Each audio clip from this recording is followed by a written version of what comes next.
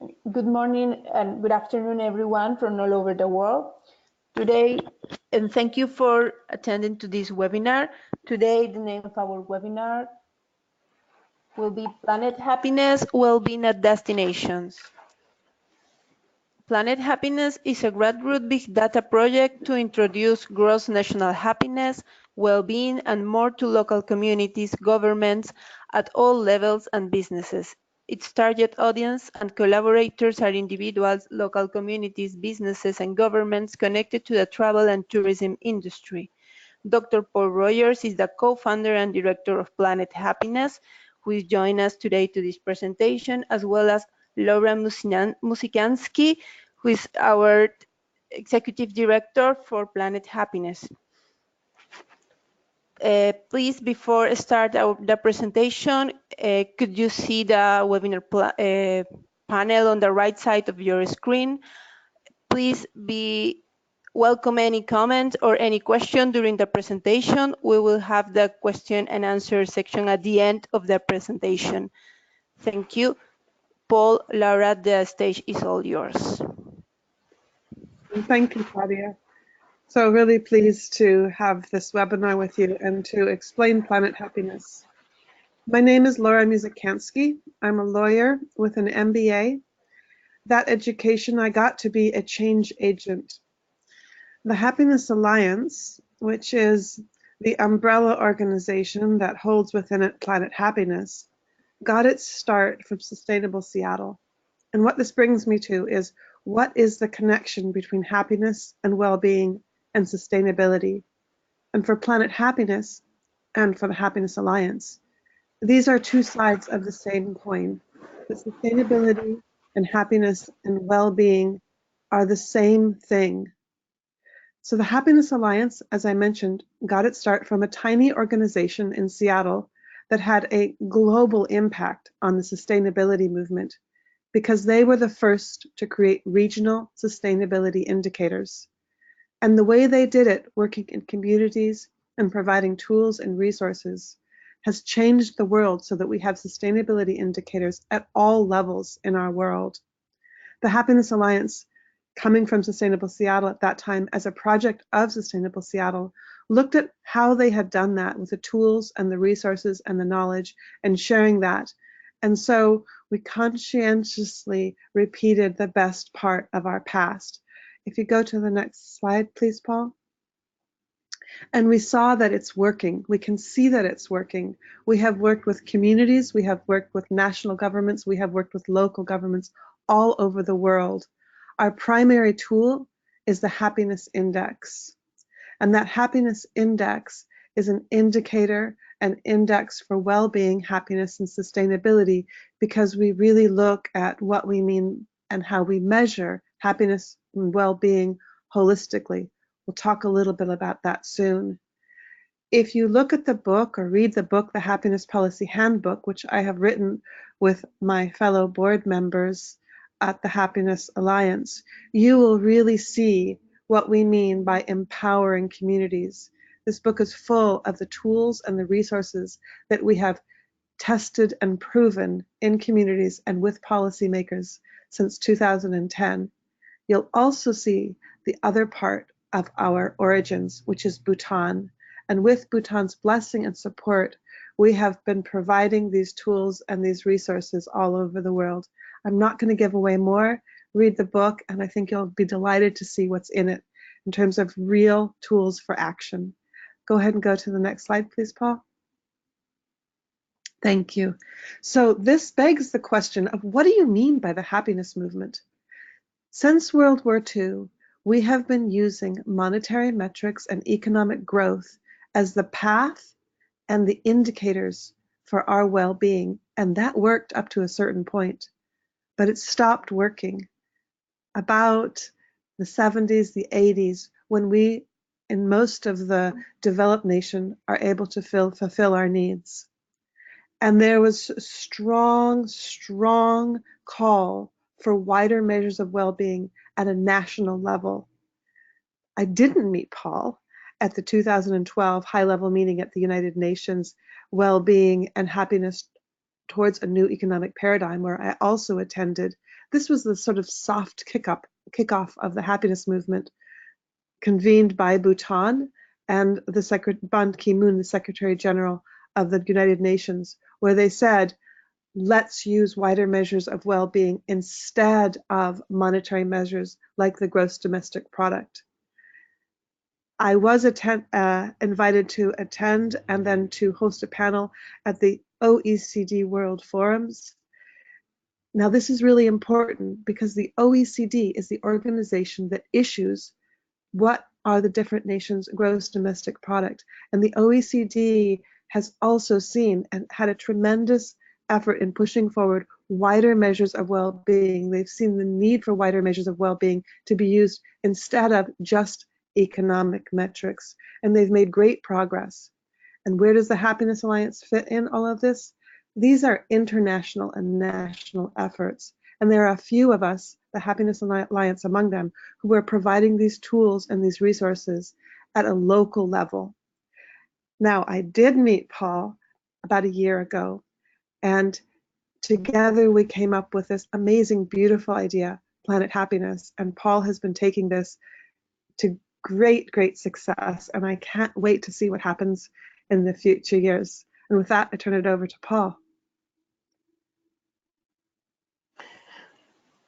Oh, there we go. Great.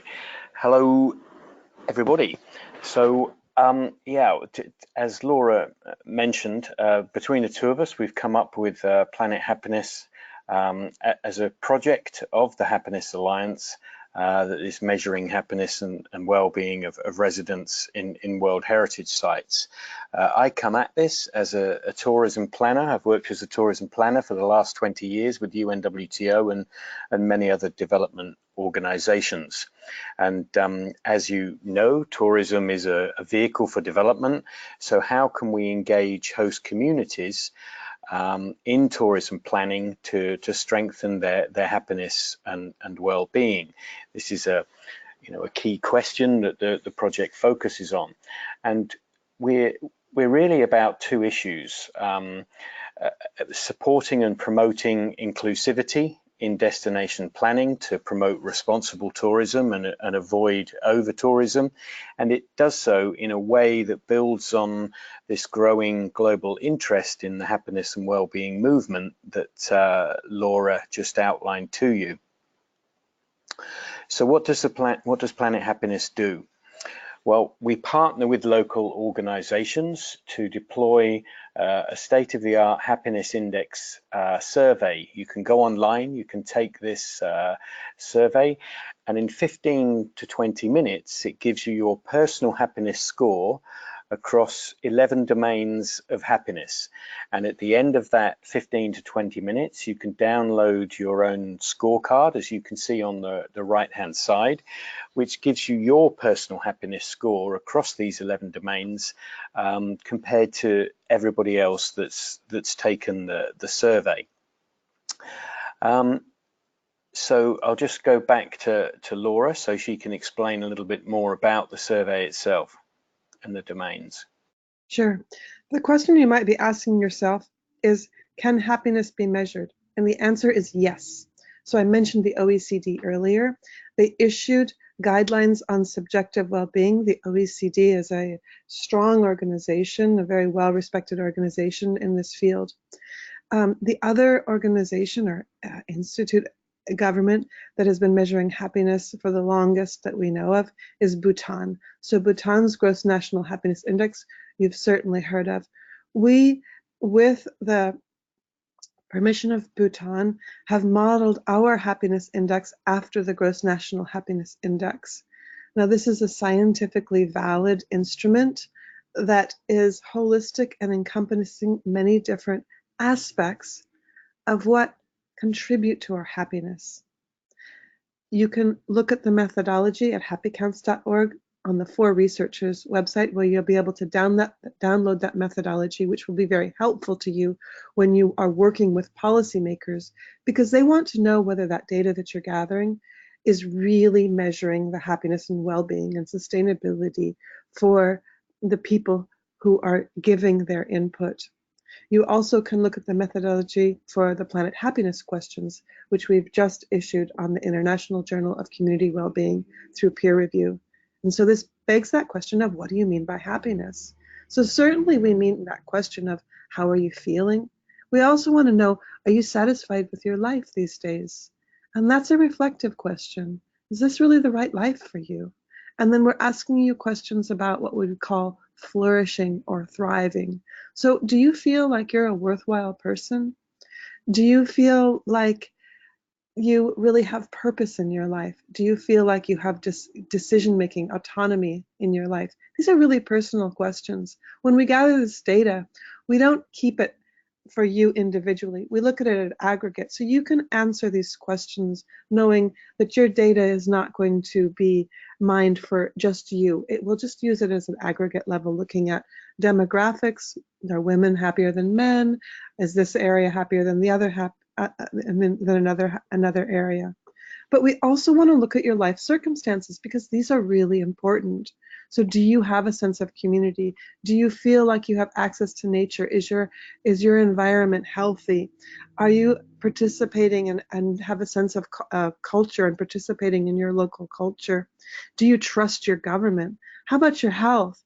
How do you feel about your health? Do you feel healthy? And do you feel like you have enough money and enough resources to meet your basic needs? This is really important.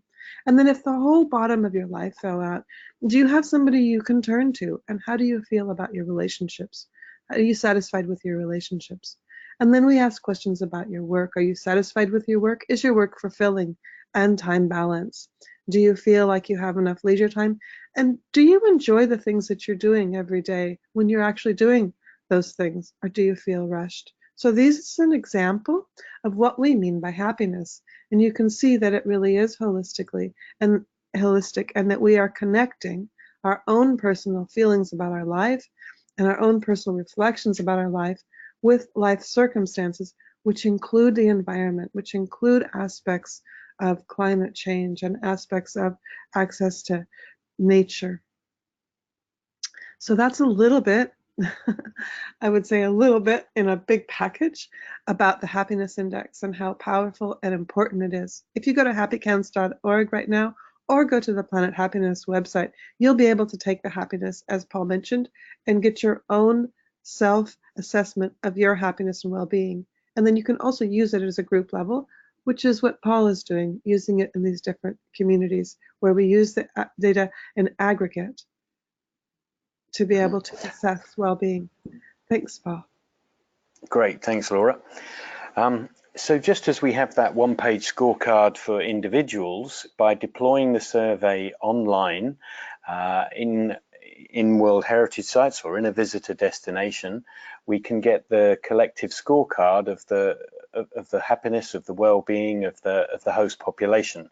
And you can see here with Bali, where there's an early scorecard that has the community score in gold, yellow, and everybody else in grey. And if we look at that very quickly, it gives the impression that the takers, the survey takers, the host population is happier than other destinations or than other groups. And where this gets interesting, I think, from a tourism planning perspective, is because if we take out the other survey takers and we stack that destination from low to high, we can see that they're highest with their psychological well-being, their satisfaction with the environment and their life in general, and they're lowest in terms of their access to lifelong learning, their work-time balance, and their sense of community. So this scorecard becomes a bridge for dialogue between the host community and the government and the tourism private sector to say, well, if tourism is a vehicle for development, how do we strengthen those deficiencies? What can we come up with that will strengthen the collective well-being of the host community? And then, you know, an intervention or two or three can be designed by the host community with and then supported by the government and the private sector with the implementation. And we can use this scorecard to generate interest through media, through social media, and each time there is a deployment of the survey, then we can grow the number of takers that are taking the survey. And we can start off gradually in a way that deploys it through convenience sampling, through social media, for example, but we can engage with other stakeholders over time, hopefully the government committing to do a random sampling, which would give much more due diligence to the process of how the data is collected from which sectors of society and the community.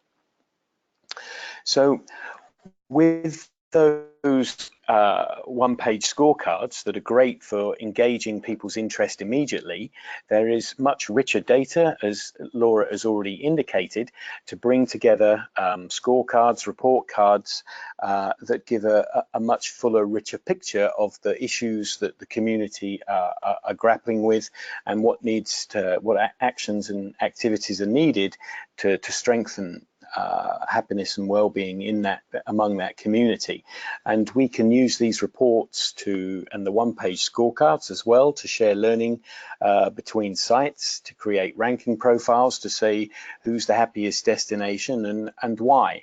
And we can link this to the tourism narrative to promote responsible tourism growth. Here's a quick example of data that's contrasted between sites where we've been deploying the survey in Bali, Thailand and Vietnam. And again, it gives the impression that these visitor sites are happier destinations than other groups in society. So that could, well, we believe that this will, having these conversations will generate quite a lot of media interest, both locally and globally. Now, this is an approach that we're focusing on World Heritage sites. Now, why did we choose to pick World Heritage sites? Because it could work anywhere. But first of all, we need to, if you're going to deploy a survey, then you need to have the boundaries of that target area. And if we were to say London or Venice, for example, what would be the boundary of that destination? And by picking World Heritage sites, we help address that a little bit. And we also need to focus on something. We can't just try and embrace all visitor destinations. So we need a narrative, a story to tell that is engaging to individuals and the media. And from a World Heritage perspective, you have both cultural and natural sites, and some are mixed. Many of these destinations or sites are suffering from over-tourism already, so it makes the narrative, the conversation more interesting. And it also brings into, well, what are World Heritage sites? What are we trying to protect here? What's their role in global sustainability? So we have a variety of storylines around the World Heritage narrative that we can bring to a global audience, we believe. Now, in deploying the metric, there are three different groups that we're interested to partner with. One is the Destination Management Organization, and that might be a DMO at the site level of the World Heritage Site, or equally it could be at the national level. Earlier this year in May, we signed our first partnership agreement with the Thai government, the Designated Area for Sustainable Tourism Administration, that is overseeing the development of sustainable tourism, community-based tourism in 9 destinations. Some of those are World Heritage, some aren't. And so we work there with the DMO. You can see why we would want to do that. We also want to work closely with universities as local research partners that are able to move that research over time from the convenience to the random sampling. And you can imagine that there are university lecturers that could use the data for writing papers, for funding for their department, and there are master's degrees as well as PhDs that can come out of this and engage in this happiness agenda. We're also talking to corporates. We would like corporates to sponsor and help finance the work and align their brands with our global objectives here. We have conversations going with hoteliers at the moment, but also with much bigger corporates such as Visa and Hilton that are watching very closely what we're doing. And in terms of deploying the Happiness Index survey, each site gets a URL that's unique to that destination, and then the local NGO or university or DMO that's deploying the survey, they can reach out to different tourism related associations or chambers of commerce or women's groups or civil society groups to gain their interest and start deploying the survey. I've mentioned several times how social media and other media strategies can do that. And once 200 surveys are complete, then we'll put those individual scorecards that we showed earlier on the website. On our website, we have 10 sites on there at the moment, in Laos, Vietnam, 3 in Indonesia, Bali is one, Borobudur is a second, and Komodo is another. We've signed partnerships agreement in Mozambique, in the UK, but we've only just started this, and we have at least another 20 or 30 sites that are interested to partner with us in the Republic of Korea, Myanmar, Italy, Spain, Canada, Mexico, many other countries. We're growing quite nicely. We have signed partnership agreements with the Pacific Asia Travel Association. I mentioned the Thai government, and we were delighted to sign an MOU with GSTC a month or so ago. So we have a good constructive dialogue going with a number of different bodies, including the Global Happiness Council and the UAE, where we were been invited to a World Government Summit where they have an international dialogue on happiness. Just a week or so ago, I was invited to present this at the World Travel Mart in London in a couple of weeks. So there we go. That's an overview of Planet Happiness. We look forward to any questions that you may have. Thank you very much. Thank you, Paul. Thank you, Laura, for this amazing presentation. Usually, people only speak about the economic factors, but this work that you are developing gave us a great opportunity and open new windows to talk more on the social side and make it rich information on how to go deeper and try to work together with local communities and improve this part of the tourism to develop sustainable tourism. So do we have any questions from our attendees? Please feel free to ask or unmute yourself to participate. So while we're waiting for questions, and please interrupt me if you have a question, those who are participating. I'd like to just go back to the slide that showed the data for everybody compared to Luban. And Claudia, you said something really important about working with local communities. There's two pieces of this. There's the data and there's the working with the local communities. Honestly, working with the local communities, using the Happiness Index and other resources and tools to work with the local communities is probably the most important part. But what the Happiness Index does and what Planet Happiness does is it provides a platform for what we mean by working with local communities and how we really bring about better well-being at a community level in terms of individual, group, and societal and ecological happiness, well-being, and sustainability.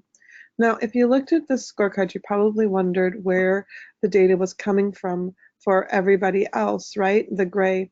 So that's in the gray or on the left-hand side if you're colorblind, the lower scores. Those scores are a convenient sampling. We're getting about 1,000 to 1,500 people a month who take the survey, so it's quite a bit of data. And we can look at that data, and we can sort of ground truth it by a data that is collected with this very same or similar questions by Gallup and other well-being indices. And this data pans out.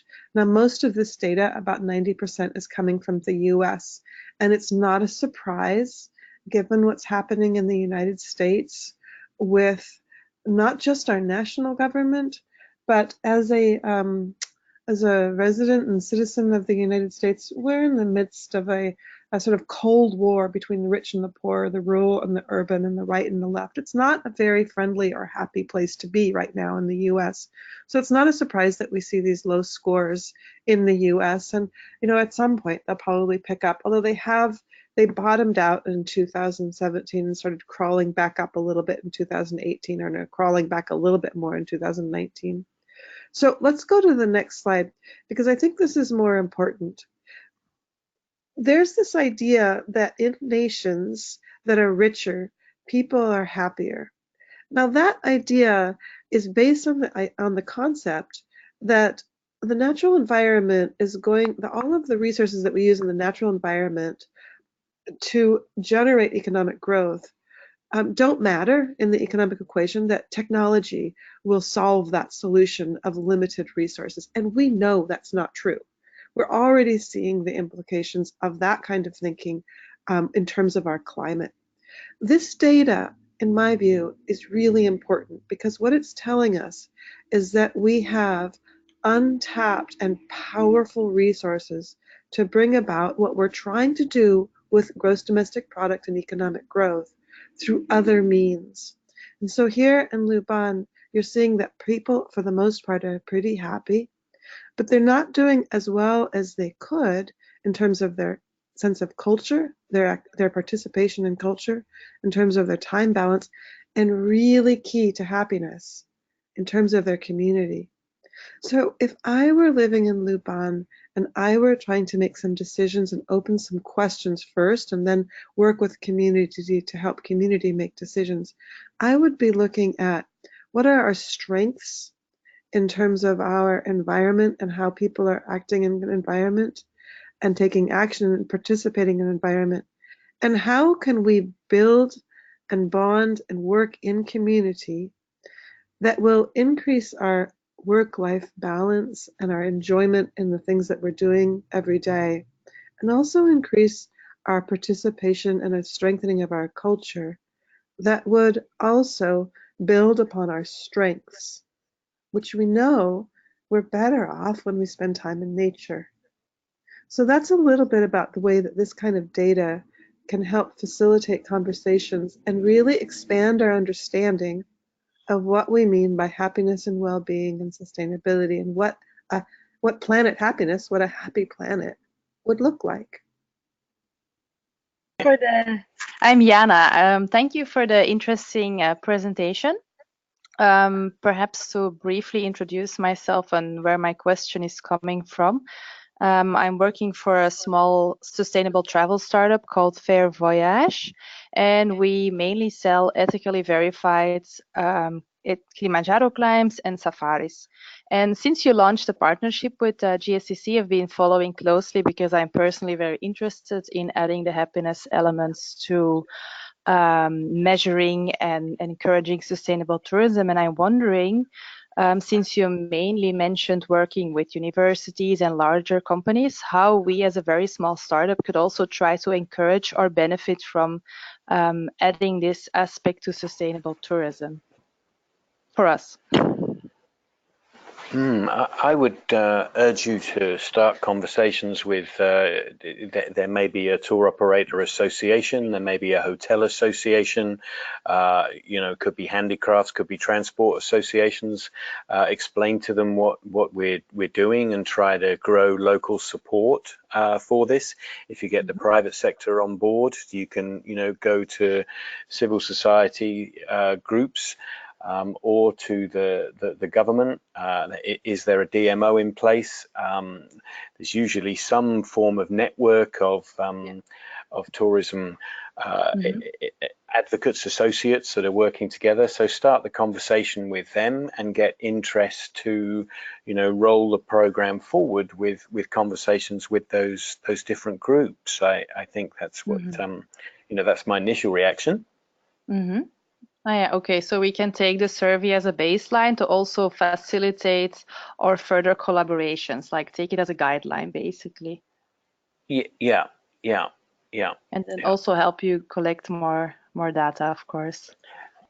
Yeah, absolutely. And if you can, grow the interest locally, what we do to support different destinations is we can deliver trainings either online or on site to support that whole process. If you go to the How page of Planet Happiness, there's a series of 10 steps that set out the procedure that you might want to think through to design a local plan to roll the survey out at the destination. And then on a more personal level, when you take the survey, you'll have a link to our page, How to Be Happy, or if you go to Happy Counts, you'll see How to Be Happy. And there's lots of tools and resources for addressing personal happiness. When people talk about the happiness movement, they want to know, well, how can I be happy? And then our book, the Happiness Policy Handbook, we also have some tools and resources for you to work in the office or out of the office. You probably work mostly out of the office, to integrate some of the lessons that we know from, we call it the positive psychology movement, but this is the personal happiness piece. In our academic world, we like to silo things, but there's a big trend now to really to take a holistic approach also in how we're doing this. So you can look at some of those tools and then think about how to adapt those so that they would be beneficial for you in the office, for you and working in community, and then for you and working with your clients. Wonderful. Okay, thank you. I'll definitely have a more in detailed look into all the tools. I found them. Great. Thanks. And do keep in touch via email if you would like. Okay, thank you very much. I'll definitely do that. Yes. There's lots of resources on the Planet Happiness page, as well as the Happiness Alliance at Happy Counts. So the Planet Happiness is our heritage, our happiness.org, and Happiness Alliance is happycounts.org. So I really encourage people to check those out. And Planet Happiness is just I've been doing this work since 2010, and I've worked with lots of different partners, and I just say that Paul is just, what he's doing with Planet Happiness is just fantastic. It really spot on in so many ways. Thank you, Laura. That's very kind. I'm only doing it because you're there that started it all off.